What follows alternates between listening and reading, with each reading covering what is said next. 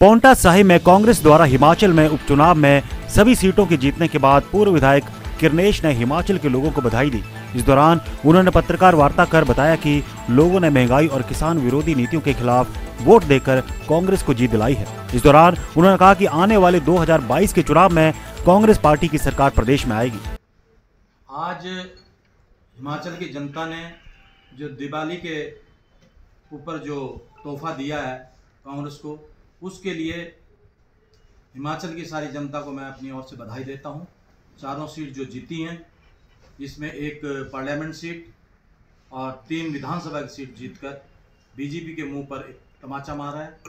जो नीतियां बीजेपी की रही हैं, चाहे वो किसान विरोधी नीति रही हो, चाहे वो आपके बेरोजगारों के विरोध नीति रही हो, चाहे और भी पेट्रोल की जो कीमतें बढ़ती हुई नजर आ रही हैं, उसके होते हुए बीजेपी को एक बहुत बड़ा तमाचा लगा है।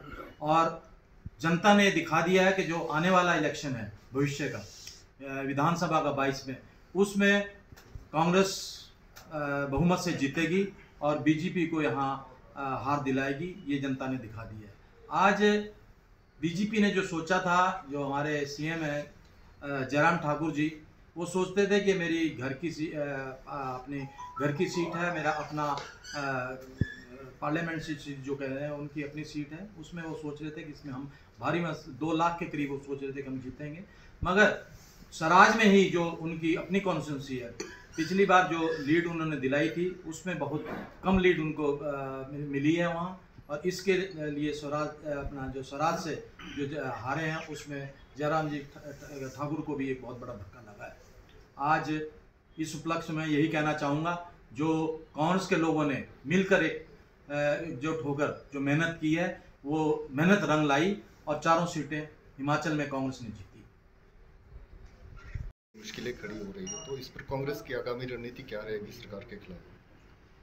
इसके पहले भी हम उनके महंगाई के खिलाफ धरना प्रदर्शन करते रहे हैं, और फ्यूचर में भी हम जैसे टाइम आता रहेगा हम इसके खिलाफ धरना प्रदर्शन करेंगे, और इसके महामहिम को हम ज्ञापन भी देंगे कि जो महंगाई इतनी बढ़ रही है इसको कम करना करें। और स्पेशली जो डीजल और पेट्रोल की कीमतें हैं, जिसमें अंधाधुंधी रोज ही बढ़ोतरी हो रही है और जिसका असर पूरे चीज़ पे पड़ता है, उसको स्पेशली उसके लिए कहेंगे डीजल और पेट्रोल की कीमतें की जाए।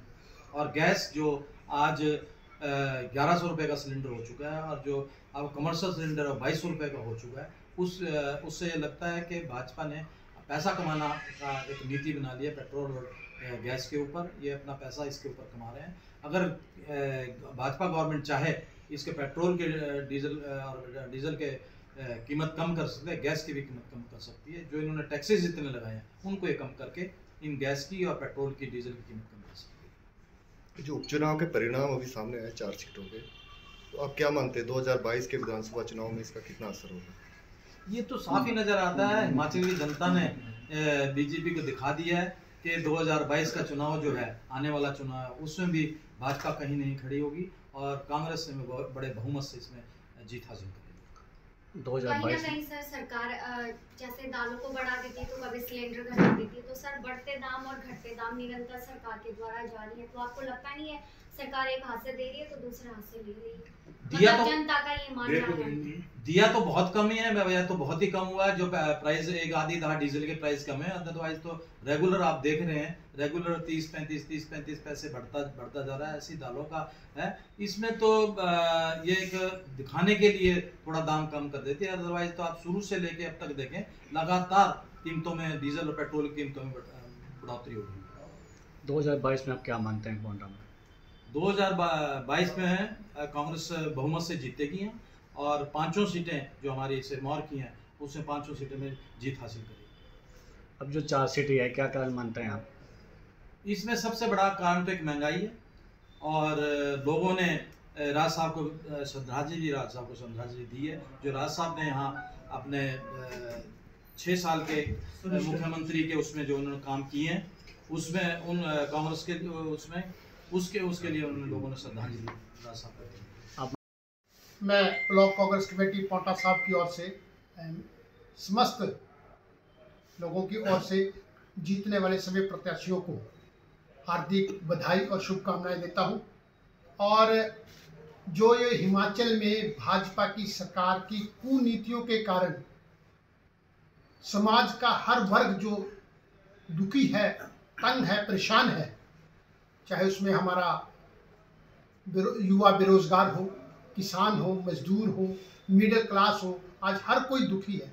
इन्होंने ऐसा कोई काम नहीं किया जिस पर इनको हिमाचल की जनता मतदान करती। आज हिमाचल की जनता ने इन्हें आईना दिखाया है।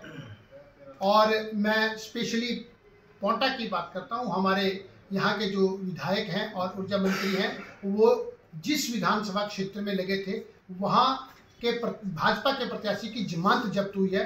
और मैं ब्लॉक कांग्रेस कमेटी के अध्यक्ष होने के नाते सुखराम जी का चाहूँगा कि वो अपना रिजाइन दें। वो कहते थे कि मैं जहाँ जाता हूँ मैं अपनी पार्टी को जिता के देता हूँ। सुखराम चौधरी जी, आपने ना हिमाचल में, स्पेशली पोंटा में आपने कोई काम नहीं किया। यहाँ सड़कों का बुरा हाल है, स्वास्थ्य सुविधाओं का बुरा हाल है, यहाँ पर बेरोजगारी बहुत फैल रही है, नशा यहाँ आम हो गया है, राशन कम है और नशा ज़्यादा है। आज पोंटा की ये परिस्थिति है। एमसी में ईओ नहीं है, बीडीओ ऑफिस में बीडीओ नहीं है, अधिकारी जो हैं वो भी काम चलाऊ काम कर रहे हैं। यहाँ बुरा हाल है। सुखराम चौधरी जी का जो उनका अपना डिपार्टमेंट बिजली है, उसकी ऊर्जा गायब है। कट इतने लगते हैं कि सुखराम जी ने अनाउंस किया था कि मैं दिवाली तक कोई कट नहीं लगने दूंगा, लेकिन ये तो सुखराम जी में ही कट लगने शुरू हो गए हैं।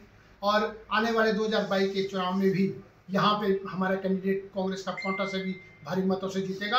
और सुखराम चौधरी जी जहाँ के इंचार्ज थे, जहाँ उन्होंने दिन रात मेहनत की, वहाँ अपने प्रत्याशी की जमानत भी नहीं जब्त करा पाए, उनको भी अपने पद से इस्तीफा देना चाहिए। दिव्य हिमाचल टीवी के लिए पोंटा साहिब से धीरज चोपड़ा की रिपोर्ट।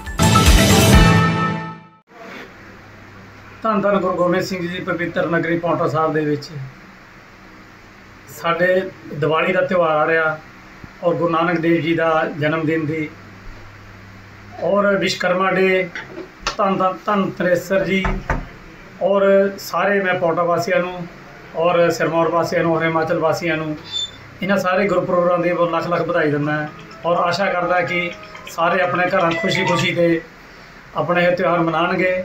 ਉਹਦੇ ਵਿੱਚ ਜ਼ਰੂਰ ਧਿਆਨ ਰੱਖਣ ਕਿਉਂਕਿ ਕਰੋਨਾ ਹਾਲੇ ਗਿਆ ਨਹੀਂ, ਕਰੋਨਾ ਹੋ ਰਹੀ ਹੈ ਹਾਲੇ, ਕਿਉਂਕਿ ਕਰੋਨਾ ਜਗ੍ਹਾ ਜਗ੍ਹਾ ਘੁੰਮ ਰਿਹਾ, ਇਸ ਲਈ ਉਹਦੇ ਬਚਾਅ ਵਾਸਤੇ ਜ਼ਰੂਰ ਰੱਖਣ। ਔਰ ਸਾਰੇ ਆਪਣੇ ਦੀਵਾਲੀ ਦੀਆਂ ਗੁਰੂ ਨਾਨਕ ਦੇਵ ਜੀ ਮਹਾਰਾਜ ਦੀ ਪ੍ਰਕਾਸ਼ ਉਤਸਵ ਦੀ ਲੱਖ ਲੱਖ ਵਧਾਈ ਹੋਵੇ।